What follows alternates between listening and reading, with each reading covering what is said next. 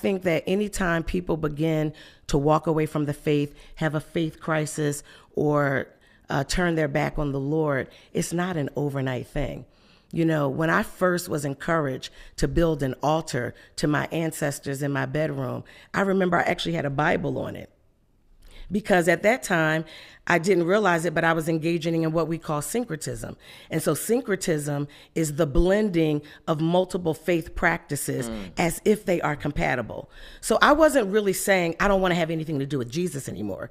I was saying Jesus plus crystals, Jesus plus talking to the ancestors, Jesus plus burning sage, Jesus plus the orishas. But that is incompatible with the faith. Deuteronomy 18 tells us when you go into the land, we're not to act like the pagans. We're not to speak to the dead and engage in necromancy and do all the things where we're going after soothsayers and mediums and things like that.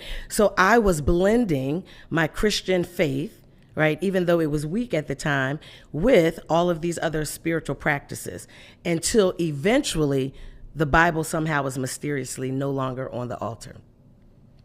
And I'm no longer going to church on Sunday.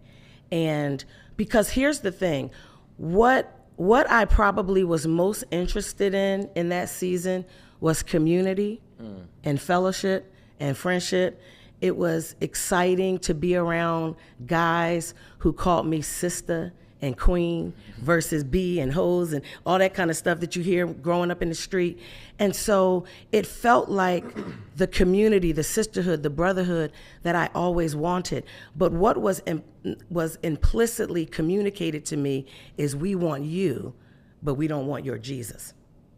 And so I did what the scripture talks about, hiding my light under a bushel. So in order for me to have relationship, in order for me to have community, I had to hide my faith, and eventually my faith became something that wasn't very important to me.